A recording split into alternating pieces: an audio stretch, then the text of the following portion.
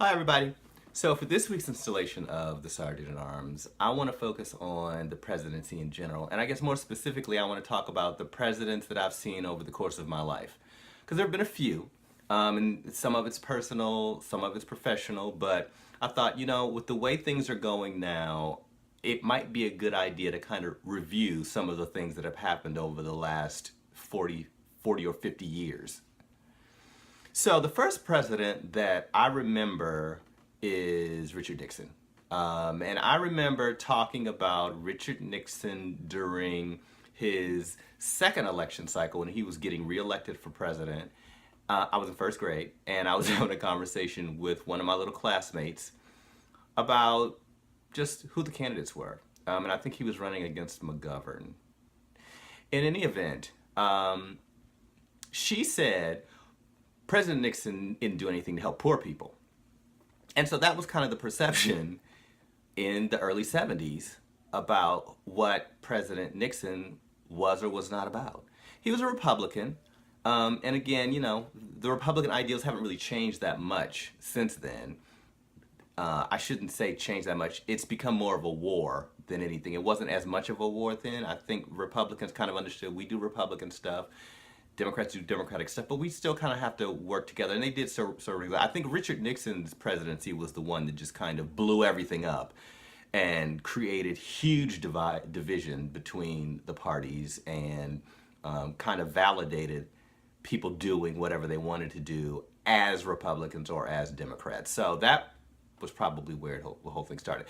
But Richard Nixon was a very smart man, and most of the people who I've seen that interviewed him when he was still alive said he was one of the smartest men they ever met and one of the best interviews they ever did. So that's interesting. And he really was a smart man, a good politician. He just got caught in a bad situation. And the thing that rings true between his presidency and President Donald Trump is they both screamed witch hunt. And so I find it ironic that President Trump wants to scream witch hunt and speak about how horrible he's being treated by the media and that no other president has been treated this way. And Richard Nixon, I'm going to tell you, during that time was screaming witch hunt like you wouldn't believe. The media was all over him. The Watergate period of time was no walk in the park. And Donald Trump was alive then, so what I don't understand is how he doesn't remember that. Because I remember it and I was in first grade. And that should tell you something about me, which is I've been talking politics since first grade. In any event. So there are a lot of similarities between what was happening with Watergate, which pundits and other people have brought to light, and what's happening now with Donald Trump. So we'll see how that pans out. But, Richard Nixon got it just as bad as Donald Trump is getting it now. And in the end, he was impeached and had to resign. Now, I think he didn't want to do the right thing at first, but in the end, he actually did do the right thing, which is he just resigned. Let's see what Donald J. Trump decides to do in light of his difficulties that he's having right now. The next president would be Gerald Ford, and so he was Nixon's vice president, became president, just because Nixon resigned. And then after him was Jimmy Carter. So I'm just going to lump them together because Gerald Ford was president for about a year and a half because it was 1973, I believe it was, when it was 74, when President Ford was sworn in. So he was only president for about a year and a half and did not win re-election. His presidency was really just kind of very non-existent. It was just kind of uneventful. That's the best word, uneventful. I don't remember a whole lot about him as president. Jimmy Carter was kind of the answer to let's get everyone and everything that had anything to do with Richard Nixon out of Washington. That's what Jimmy Carter was about. And people who had liberal ideas loved Jimmy Carter. I have a friend now who she to this day still talks about Jimmy Carter as her favorite president because Jimmy Carter was a nice man. He still is a very, very nice man. But as a politician, I don't know that he was very forceful enough. And so his presidency had a lot of strife, but it wasn't like he wasn't doing inappropriate things. He wasn't being rude to people. He wasn't being a lightning rod. He didn't do any of those things. He was just a really nice man who didn't really wield an iron fist. So he didn't win re-election either. In comes Ronald Reagan. So Ronald Reagan brings back the Republican Party. And let me say, Ronald Reagan represented the Republican Party extremely well. He represented it with dignity. He represented it with forcefulness. He represented it with grace. But he was a Republican, and so he certainly believed in most of the Republican ideals. What I remember most about him is he was the kind of president that smiled through everything, but he had been an actor before, so he kind of knew how to play to the camera and play to people. And he did that extremely well. His policies, there are a lot of people who disagree with his policies, but there are a lot of people who believe Ronald Reagan is one of the best presidents we've ever had. Most people in the Republican Party speak back to, I was a Reagan Republican. Okay, well, there are a lot of people who speak to that, and believe it or not, the Republican Party was probably at its best under Ronald Reagan in modern history. It was probably at its best because he knew how to, he had the backing and the confidence of the Republican Party, but he also got Democrats to work with him, and so it wasn't as contentious. He didn't have the media all over his case. He didn't incite the media in that way either. So Ronald Reagan, I think, was probably the best president overall, regardless of his policies, that I can think of in my lifetime. Then we moved to George Bush, who was Ronald Reagan's vice president. He won, but was not reelected, so he only served as a one-term president. And his presidency was, I wouldn't say it was uneventful, but I don't remember a whole lot about his presidency. He more represented the Republican Party that would do only Republican things and kind of the interests of Republicans and only Republicans, and kind of left all the other people behind. Ronald Reagan at least made poor people and liberals and Democrats feel like, I'm not going to leave you out. He at least did that. Bush 41, I don't know that he convinced anybody of that, and therefore that could be why he did not win re-election. But he didn't have serious issues. It wasn't scandal ridden or any of that. Now we get to Bill Clinton, and this is where for me it gets personal and professional, because Bill Clinton is where I started my career in journalism.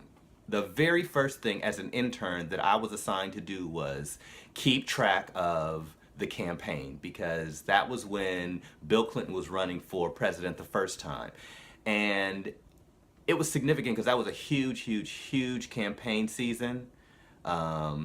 It was kind of a big deal because I think at that point America was saying to themselves, we want some fresh blood in the White House and in Washington. Here's Bill Clinton. He was the governor of Arkansas. He's a little bit younger than some of the presidents we've had. Maybe he'll bring something new to the table. And yes, he walked in there with scandals around his fidelity, which didn't change. And so during his presidency, all of that was still there. I mean, talk about the thing I will say about the Clintons is the Clintons never specifically whined and complained about a witch hunt. But they did kind of point out that they felt like they were being targeted and attacked. They brought that out. And as someone who covered the Clinton White House the entire time they were in the White House, I can tell you, of all the presidents that I've seen over my lifetime, that clearly has been the most tumultuous presidency. The Clintons were under fire the entire time they were there. Some of it was their fault. Clearly, Bill Clinton brought some of that on himself. But the media did not give them a break, didn't give Bill Clinton a break.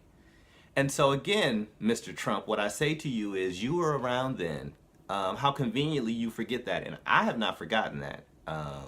Because I was covering it. I mean, I was watching the whole thing when it happened. His first election, his second election, Monica Lewinsky. I was around for all of that. And so let me say to you, that was serious. Beyond that, the thing that I also find curious about the Clintons is after they got out of the White House, Hillary Clinton went on the Oprah Winfrey Show, and Oprah still had her show, and talked about the White House. And Oprah said, "Are you going to run for president?" And she said, "No." There are no circumstances under which I will run for president. I can't put myself through that. And then she decided to run for president. I don't know, did she forget? Because I didn't. I was bewildered when she announced that she was going to run for president, why she would put herself through that, because I guarantee if she were president now, they'd be going through the Clinton White House of the 90s all over again. I am sure of that. So I stand by the Clinton White House as the most tumultuous presidency that I've seen in the last 50 years. Let's move to George H.W. Bush. No, George W. Bush. George H.W. was 41. Bush 43. His presidency, I kind of ignored most of it, I will admit. I ignored a lot of his presidency because I just felt like he was president by default. Don't know what was going on during that time, but I felt like he was president by default. Didn't have a bunch of scandals. The media, more than anything, just discounted him. They didn't really attack him, or there was no witch hunt. There were no scandals, but more than anything, they just, I feel like they felt like he was just, they felt bad about, saying bad things about him. They just discounted him. And I think a lot of us as Americans kind of discounted him as well, but he was the president. So, 8 years, I don't know what to say about that other than I don't think his presidency was as successful as many of the others that I've seen. History will tell, but I think when we look at some of the bad presidents we've had, he's probably closer to the bottom of the list of good presidents than at the top of the list. But there's always Andrew Johnson. He was impeached and he was universally disliked by his party and the opposition, so it doesn't get much worse than that, at least from what history says. And then Barack Obama. President Obama was as under the radar as it gets. He had no scandals. He did a lot of good work. He could have done more good work. I think the problem with President Obama was people wanted him to have more of an iron fist. And he did that when he could, but there's just so far he was going to go. He's a liberal, and liberals are going to be a lot more mild about politics and governing than Republicans. Republicans are much more staunch about the way they govern and how it should be, how government should run, and Democrats are not. But President Obama, he did a lot of good for this country, and we shouldn't take that away from him. Now we're President Trump. And President Trump, he hadn't even been president for a year, and he truly, truly has created some problems that none of the other presidents created. And so, this is my advice to President Trump. Stop the tweeting. Everyone has said that. That's not new. Be presidential. If somebody attacks you, just leave it alone. You're the president. Okay? Just move on and be the president. I'm waiting to see what happens. The first thing I thought when we got President Trump was, oh, here we go with Warren G. Harding. Because the history tells us with Warren G. Harding that he was the party president. And so, from what I'm to hear, he was having poker parties in the White House, and he would have call girls in the White House, and it was just a party. And he wasn't very effective as a president.